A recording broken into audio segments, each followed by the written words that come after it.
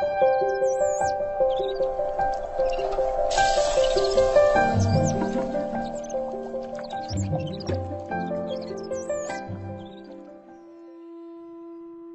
राधे, जय श्री कृष्ण, नमस्कार।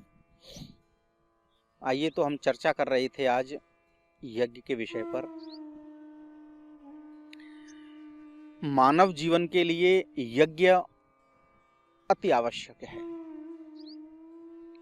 यज्ञ के बारे में मैं आपको बता दूं कि जीवन में यज्ञ हवन ये मत समझिए कि केवल एक पूजा पाठ का ही एक हिस्सा है। हवन जो है एक हमको हर प्रकार के रोगों से मुक्त करने का एक अचूक उपाय है। अगर हम नित्य प्रतिदिन अपने घर में गाय के देशी घी से अगर हवन करते हैं तो हम कभी भी अस्वस्थ नहीं होंगे, हमेशा स्वस्थ रहेंगे। कोई भी रोग हमको कभी नहीं पकड़ेगा। वेदों में तो यहां तक कहा, एक वेद की सूक्ति है कि आयुर्यज्ञेन कल्पताम, आयुर्यज्ञेन कल्पताम। यह जीवन यज्ञ के द्वारा ही सफल होता है। आयुर्यज्ञेन कल्पताम, यह जीवन यज्ञ के द्वारा ही सफल होता है। अगर आप नित्य प्रतिदिन अपने जीवन में यज्ञ करते हैं तो आपका जीवन निश्चित रूप से सफल हो जाएगा। कभी भी कोई भी आपको जो महामारी है वो भी नहीं पकड़ेगी। आजकल हम देख रहे हैं कि कोविड-19 ये संपूर्ण विश्व को आज घेरे हुआ है। संपूर्ण विश्व में इसने हाहाकार मचा रखा है। मैं कहता हूं कि अगर सभी व्यक्ति अपने अपने घरों में नित्य प्रतिदिन जो हमारे ऋषि मुनियों ने हवन की पद्धति बताई है, जो विशेष प्रकार की सामग्रियां हमको बताई हैं, अगर उनके द्वारा हवन किया जाए तो ये जो है महामारी निश्चित रूप से दूर हो सकती है। हमारे यहाँ ऋषि मुनियों ने जो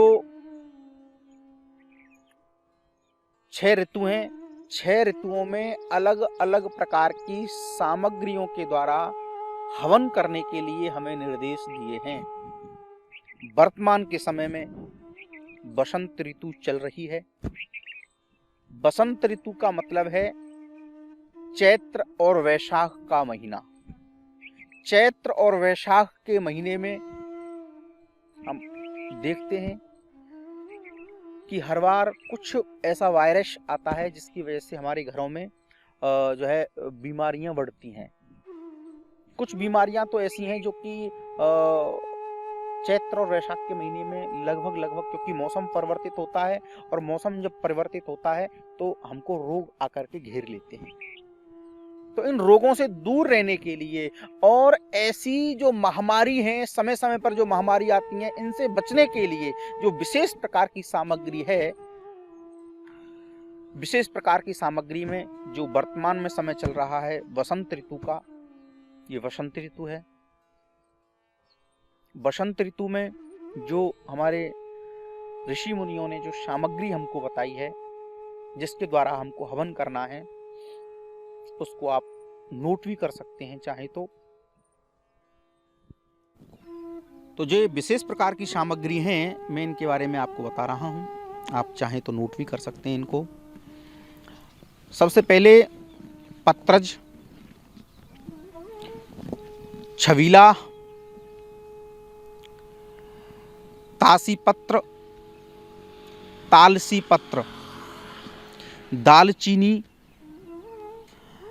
लाजवंती, शीतल चीनी, कपूर, चीड़ की थोड़ी सी छाल, देवदारू, थोड़ी गिलोय, अगर, केसर, इंद्रजौ जो होते हैं, इंद्रजौ, और गूगल, कस्तूरी, दोनों प्रकार का चंदन, सफेद चंदन और लाल चंदन, जावित्री, जायफल, धूप, और जो पीली सरसों होती है, पीली सरसों ना हो तो उसके अभाव में जो है ये जो काली सरसों होती है ये भी आप ले सकते हैं, पर विशेष रूप से पीली सरसों का प्रयोग करें। पुष्कर, मूल, कमलगट्टा, मजीठा, बनकूचर, गूगल की छाल, गूलर की छाल, तेजपत्र, शंख पुष्पी, चिरायता, खस, गोखरू, खांड, गोघृत और ऋतुफल। ऋतुफल को भी थोड़ा सा जो है आप लेकर के और सामग्री में भात, थोड़े जो चावल होते हैं, चावलों को दूध में बनाया जाता है, और मोहन भोग, ये सब सामग्री को एकत्रित करके और इसको अच्छे से मिला करके और उसमें गाय का देसी घी डालें, और देसी घी डाल करके उसको, देसी घी उसमें इतना डालें कि सामग्री की हवन करते समय, आहुति देते समय, और वो सामग्री उड़े ना, सूखी ना रहे, थोड़ी गीली हो जाए। और एक बार में 3 तोला सामग्री हमको लेनी है, और 3 तोला सामग्री लेकर के फिर वो अग्निकुंड में आपको आहूत करनी है। तो इस तरह की सामग्री से जब आप विशेष प्रकार की जो ये औषधि हैं, इनसे अगर आप हवन करते हो तो आपको समय पर होने वाले जितने भी ये वायरस है या जो समय समय पर जो बीमारियां आती हैं, इनसे आपको मुक्ति निश्चित रूप से मिलेगी। ये आपको जो है बीमारी बिल्कुल भी आपके ऊपर असर नहीं करेंगी, क्योंकि हवन करने से वातावरण की शुद्धि होती है। वातावरण जब शुद्ध होगा तो आपको किसी भी तरह से कोई भी बीमारी नहीं होगी। मेरा आप सब लोगों से ये पुनः निवेदन है कि आप इस तरह की महामारियों से बचने के लिए इन सब सामग्रियों को एकत्रित करके अपने घर में नित्य प्रतिदिन आहुति प्रदान करें। जय श्री राधे, जय श्री कृष्ण।